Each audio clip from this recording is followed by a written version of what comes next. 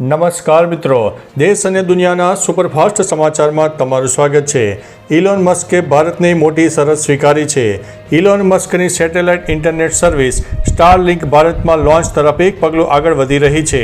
કંપનીએ સરકારની ખાસ શરત સ્વીકારી લીધી છે કે તમામ ભારતીય યુઝર્સનો ડેટા અને ટ્રાફિક દેશની અંદર જ સ્ટોર કરાશે અને તે માટે દેશમાં ડેટા સેન્ટર બનાવવામાં આવશે।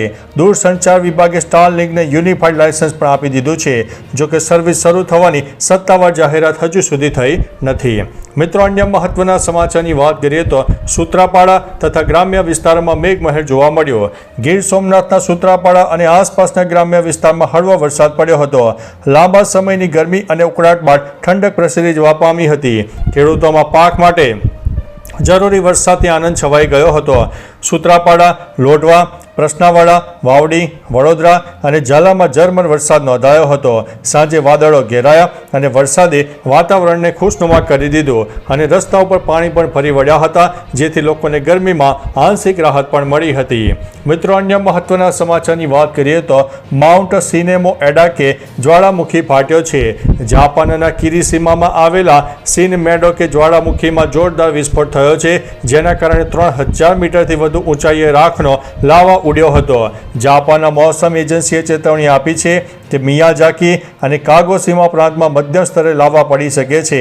ક્રેટરથી 3 કિલોમીટર વિસ્તારમાં મોટા પથ્થર અને 2 કિલોમીટરમાં ગરમ રાખના પ્રવાહથી સાવચેતી માટે સૂચના આપવામાં આવી છે। આ જ્વાળામુખીમાં 27 જૂનથી છૂટક વિસ્ફોટ પણ થઈ રહ્યા છે। મિત્રો, અન્ય મહત્વના સમાચારની વાત કરીએ તો ગભરાયું કોણ, સિંહ કે માણસ? જૂનાગઢના પાતાપુર ગામ નજીક આવેલી સિમેન્ટ ફેક્ટરી પાસે મોડી રાત્રે રોમાંચક ઘટના બની। ગેટમાંથી બહાર નીકળતા માણસ સામે અચાનક સિંહ આવી ચડ્યો।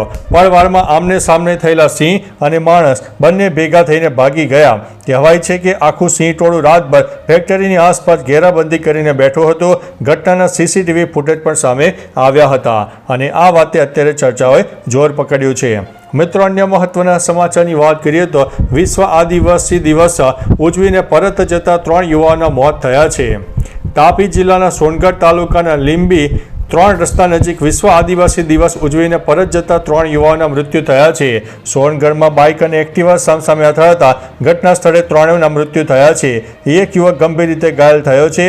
તેઓ વિશ્વ આદિવાસી દિનની ઉજવણી માટે આયોજિત રેલીમાં ભાગ લેવા લીંબી વિસ્તારમાં આવ્યા હતા। ઈજાગ્રસ્તને હોસ્પિટલમાં ખસેડવામાં આવ્યા છે। મિત્રો, અન્ય મહત્વના સમાચારની વાત કરીએ તો ઓનેસ્ટ હોટલની ફૂગ, સેન્ડવિચ ટ્રાય કરી કે નહીં? દ્વારકાની પ્રખ્યાત હોટલ ઓનેસ્ટ હોટલ વિવાદમાં આવી ગઈ છે। 3 દિવસ પહેલાં એક્સપાયર થયેલી બ્રેડનો ઉપયોગ કરીને સેન્ડવિચ બનાવીને લોકોને આપવામાં આવી રહી હતી। તેવો આરોપ લગાવવામાં આવ્યો છે। બ્રેડ ઉપર ફૂગ હોવા છતાં સેન્ડવિચ બનાવી હોવાનો દાવો કરતો વિડીયો વાયરલ થયો છે। જાગૃત નાગરિકે વિડીયો ઉતારીને સોશિયલ મીડિયામાં વાયરલ કર્યો હતો, જેના પગલે વધારે એક બ્રાન્ડની પોલ ખુલી જવા પામી છે।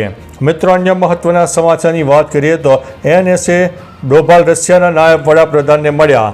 રશિયાના રાષ્ટ્રપતિ પુતિનને મળ્યા બાદ રાષ્ટ્રીય સુરક્ષા સલાહકાર અજીત ડોભાલે હવે રશિયાના પ્રથમ નાયબ વડાપ્રધાન ડેનિસ મંટુરોવ સાથે દ્વિપક્ષીય વાટાઘાટો કરી છે। આ વાટાઘાટો ભારત અને રશિયા વચ્ચે લશ્કરી અને તકનીકી સંબંધો અને વ્યૂહાત્મક ક્ષેત્રોમાં સંયુક્ત પ્રોજેક્ટના અમલીકરણ પર આધારિત હતી। આ બેઠક ભારત રશિયા વ્યૂહાત્મક સંબંધોને મજબૂત બનાવવાના હેતુથી પણ યોજાઈ હતી। મિત્રો, અન્ય મહત્વના સમાચારની વાત કરીએ તો રશિયામાં તીવ્ર ભૂકંપનો આંચકો આવ્યો। રશિયામાં તીવ્ર ભૂકંપનો આંચકો અનુભવાયાના સમાચાર છે। રિક્ટર સ્કેલ ઉપર તેની તીવ્રતા 6ની માપવામાં આવી છે।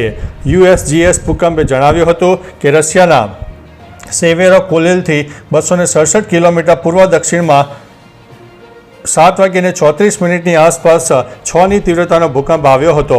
ભૂકંપના કારણે હંગામો મચી જવા પામ્યો હતો।